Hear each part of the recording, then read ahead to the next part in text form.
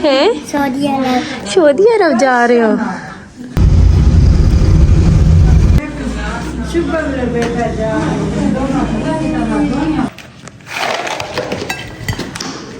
कितने प्यारे थे। हाँ हम ही कह रहे हैं। कहेंगे वो दुआ मांग से।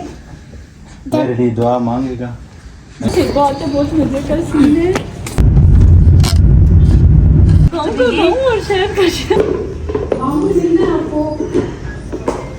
नाश्ता करके फिर हम पैदल वहाँ से नाश्ता किया था आप लोगों ने। अस्सलामुअलैकुम वरहमतुल्लाहि वबरकातुहू। कैसे हैं आप सब? आई होप आप सब ठीक ठाक होंगे। अल्लाह पाक आपको ठंडी मीठी मज़ेदार सी खुशियाँ नसीब करे। और आज एक और दुआ दूंगी आपको कि अल्लाह पाक आप सबको, बल्कि हम सबको अपने घर की हाज़री और हर साल हाज़री नसीब फरमाए। आमीन सुम्मा आमीन। अल्हम्दुलिल्लाह हम भी बिल्कुल ठीक हैं। And welcome back to another vlog. ये है जी सुबह सुबह का टाइम और मैंने अपने पौधों को पानी वगैरह दिया। और जब मैं इनको पानी वगैरह दे देती हूँ, सफाइयाँ कर लेती हूँ, उसके बाद मुझे पौधों को देखने का इतना मज़ा आता है, सुकून सा मिलता है। ग्रीनरी जो है ना, ये आपकी आँखों को भी ठंडक देती है और आपके दिमाग को भी ना बड़ा रिलैक्स करती है।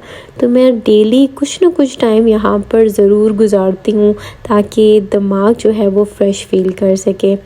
गर्मियों में तो खैर इस तरह पॉसिबल नहीं होता इतनी कड़क धूप में बाहर आना, लेकिन अब सर्दियों की जो धूप होती है ना, वो थोड़ी ठंडी ठंडी होती है, तो उसकी डायरेक्शन भी चेंज हो जाती है।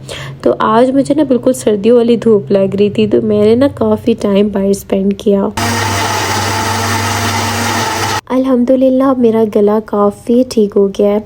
आप लोगों को मेरी आवाज़ से भी फ़ील हो रहा होगा, वरना मेरे लिए वॉइस ओवर करना बहुत ही मुश्किल हुआ था। तो मैंने खैर शुक्र अदा किया अल्लाह ताला का बहुत सारा, क्योंकि बीमारी में फिर काम करना बहुत ही मुश्किल हो जाता है। यहाँ पर मैंने जल्दी से नाश्ते की तैयारी की।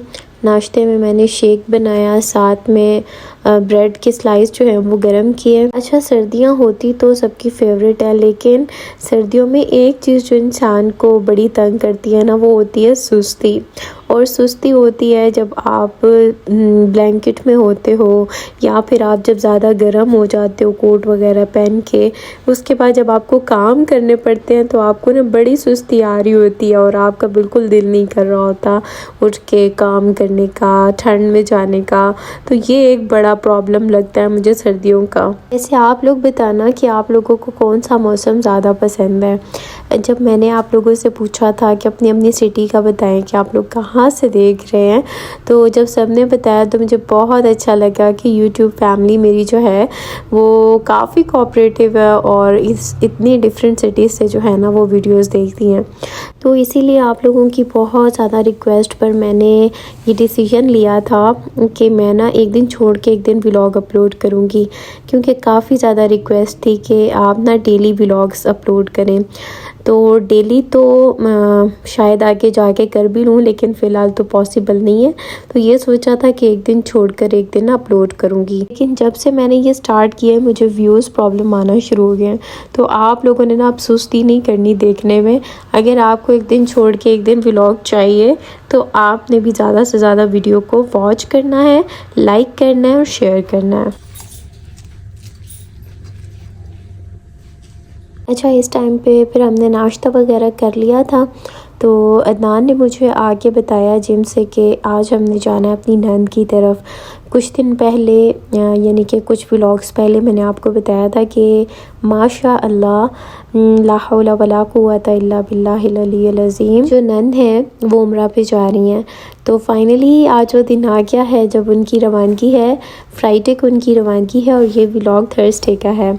तो इस टाइम पे बस अदनान ने मुझे बताया कि शाम में जाएंगे हम उनको मिलने के लिए।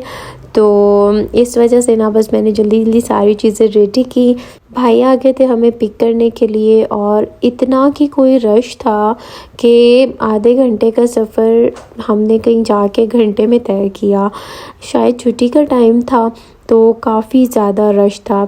मैंने ना साथ वाइट चादर रख ली थी आप ही को देने के लिए।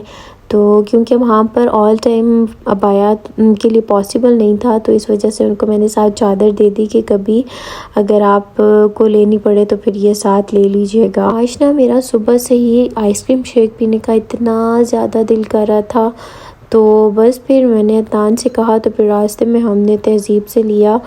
ये इसकी मुझे इतनी ज़्यादा क्रेविंग होती है ना चॉकलेट की और चॉकलेट शेक की, तो बस अल्हम्दुलिल्लाह। बाकी अदनान और भाई ने तो नहीं लिया, तो मैंने ये पूरा शेक एंजॉय किया।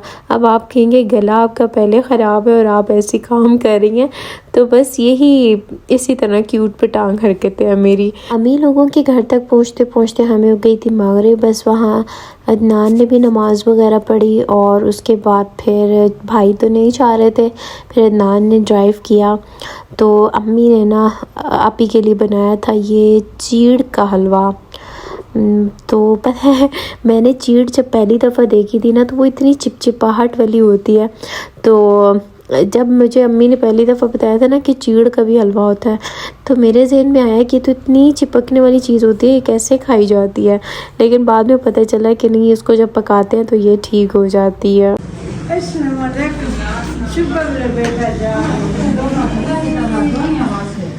यहाँ पर हम लोग जी पहुँच आए थे और अम्मी बच्चों के साथ लाड करने में मसरूफ़ थी। बच्चे बड़े एक्साइटेड हो जाते हैं देख के ना कि हमारे घर कौन आए, और ये हमारे बच्चे अपने मामू के साथ भी बहुत अटैच हैं, तो बहुत खुश हो जाते हैं। तो भी आके सलाम वगैरह कर रहे थे। सऊदी अरब जा रहे हो? सालार से मैंने पूछा कि आप कहाँ जा रहे हो, तो कहते हैं मैं सऊदी अरब जा रहा हूँ। इतना प्यारा मुझे उसके मुंह से लगा कि मैं सऊदी अरब जा रहा हूँ। अल्लाह पाक सबको अपने घर की हाज़िरी नसीब फरमाए। अभी हम बातें कर ही रहे थे, तो अम्मी आपी की जो सास हैं, बेसिकली अम्मी की कज़न है, तो वो कह रही थी कि जब मैं उम्रा पे गई थी ना, वहाँ पर मैंने दुआ की थी कि अल्लाह पाक मेरे सब बच्चों को ना अपने घर की हाज़िरी नसीब फरमाए। तो माशाल्लाह माशाल्लाह ऑलमोस्ट सब ने कर लिया, बस मेरे जो छोटे देवर हैं वो रह गए हैं और मेरी बड़ी जेठानी रह गई हैं।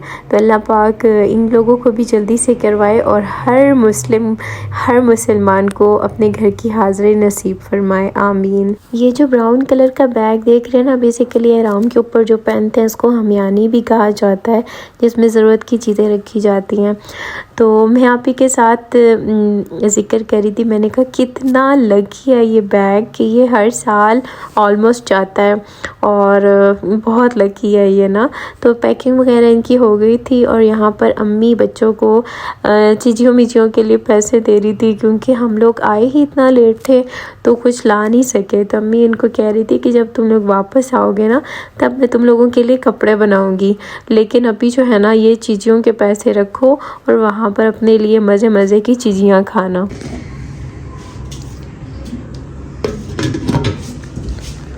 आप ही ने बनाया हुआ था मज़ेदार सा चिकन का सालन, साथ में स्वीट बनाई हुई थी। अच्छा, ये मैं ना आप ही का किचन देख रही थी। ये बेसिकली किचन था नहीं, क्योंकि आप ही पहले रहती थी सेपरेट, फिर इस तरह हुआ कि उनकी जो सास ससुर हैं वो भी उनके साथ शिफ्ट हो गए, तो पोर्शंस बेसिकली अलग अलग हैं लेकिन रहते एक ही घर में। तो पहले जो था वो किचन नीचे था, तो आप ही को बहुत मुश्किल होती थी नीचे जाके ना कुकिंग करने में, क्योंकि बच्चों के लिए लंच बनाना, और फिर ज़ाहिर उनकी सास ने भी अपने बेटे और ससुर के लिए बनाना होता था। तो एट अ टाइम सब कुछ मैनेज करना ना बहुत मुश्किल हो जाता था, ज़ाहिर चूल्हे मसरूफ़ होते हैं।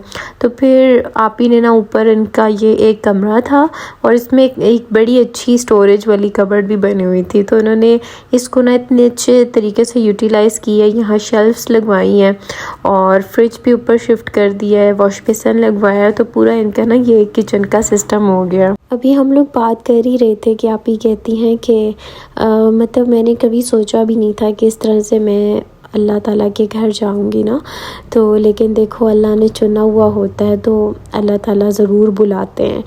तो मैं यही कह रही थी उनको कि अगर इंसान की तड़प सच्ची हो ना, तो अल्लाह पाक ज़रूर कोई ना कोई वसीला इंसान के लिए बना देते हैं। मेरी एक प्यारी सब्सक्राइबर है जिनका नाम फ़ातिमा नियाज़ है, और उन्होंने मुझे कहा था कि अपनी नंद से कहिएगा कि मेरे लिए दुआ करें, कोई उनको परेशानियों का सामना था।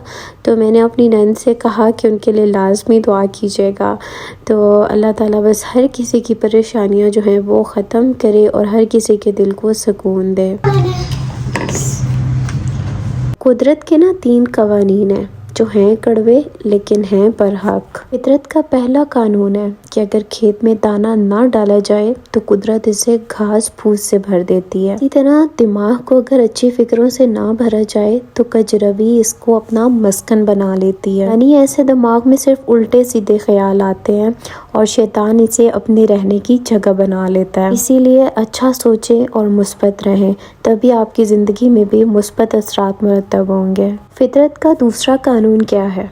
वो ये है कि जिसके पास जो कुछ होता है वो ही कुछ बांटता है। आप खुश मिजाज इंसान को देखें ना तो हर वक्त खुशियाँ बांटता रहता है। इसके बरक्स अगर गमज़दा इंसान को देखें तो वो हमेशा गम ख्वारी करेगा, आपके गम को समझेगा। आलिम को देख लें तो इल्म बांटता रहेगा। दीनदार इंसान को देख लें तो हर वक्त दीनदारी फैलाता रहेगा। और ज़रा खौफज़दा इंसान पर भी नज़र डालें तो वो हर वक्त आपको डराता ही रहेगा। तो अब आप ज़रा देख लें कि आप लोगों में क्या बांटना चाहते हैं। जो बांटना चाहते हैं उसी को अपने अंदर पैदा करें। फितरत का तीसरा कानून क्या है कि आपको जो कुछ भी ज़िंदगी में हासिल हो उसको हज़म करना सीखें।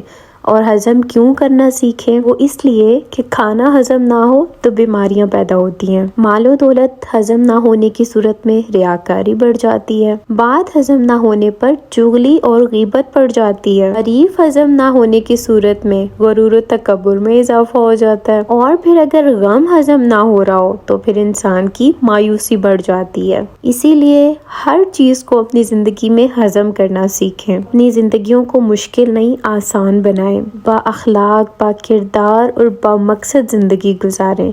लोगों के लिए आसानियाँ पैदा करें। अच्छी चीज़ें सीखें। खुश रहें, आबाद रहें। खुली जगह पे ना खाने का भी पड़ता है। ये देखिए गाँव का गाँव और शहर का शहर। हम तो पूरे दिन साइकिल चलाते रहते हैं। उससे ऊपर एक और छत है, मैं चढ़ूंगी। ये किस चीज़ का दरख्त हो? तंदूरियाँ होती है इसमें। तंदूरियों को छत है इसमें। अच्छा, यहाँ पर ना हम अभी छत पर थे तो सबने ये डिसाइड किया कि छत पर खाना खाते हैं, क्योंकि काफ़ी अच्छी हवा चल रही थी, मौसम बहुत अच्छा था। तो हम लोगों ने ना यहाँ नीचे बैठकर खाना खाया, बहुत मज़ा आया। और जो मेरी दूसरे नंबर वाली जिठानी थी वो भी आई हुई थी और वो ये ब्राउनीज़ बना कर लाई थी।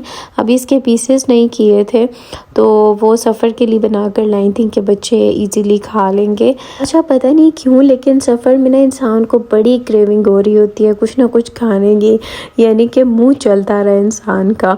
और मुझे तो ना पहले मुतालिया करने का बहुत शौक़ होता था। खैर अभी भी है लेकिन अब मसरूफ़ियात बढ़ गई हैं, अभी भी करती रहती हूँ लेकिन थोड़ा कम हो गया। तो मैं जब भी कुछ बुक रीडिंग वगैरह कर रही होती थी ना तो मेरा बड़ा दिल करता था कि मैं साथ कुछ खाऊं। तो मैं ना साथ कुछ ना कुछ रखती थी जिसे मैं खाती रहती थी, बड़ा मज़ा आता था।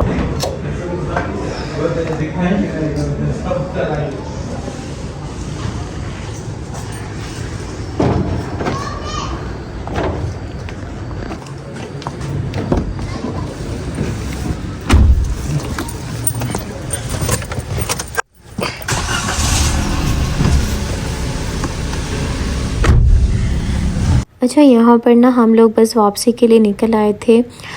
इनकी फ़्लाइट जो थी वो नेक्स्ट डे की थी, यानी कि फ्राइडे की 5 बजे की। तो अभी जब मैं वॉइस ओवर कर रही हूँ तो इस टाइम उनका प्लेन जो है वो टेक ऑफ कर चुका है। अल्लाह ताला उनका सफ़र मुबारक करे और जिसने भी दुआ के लिए कहा है अल्लाह ताला उन सब की दुआओं को मकबूल फरमाए। हम लोग थोड़ा जल्दी इसलिए निकल आए थे ताकि वो इजीली रेस्ट कर लें। अपनी पैकिंग तो उनकी डन हो चुकी थी लेकिन आपको पता है कि बच्चों की छोटी मोटी चीज़ें रखते रखते टाइम हो जाता है, तो हम चाह रहे थे कि वो इजीली रेस्ट कर लें।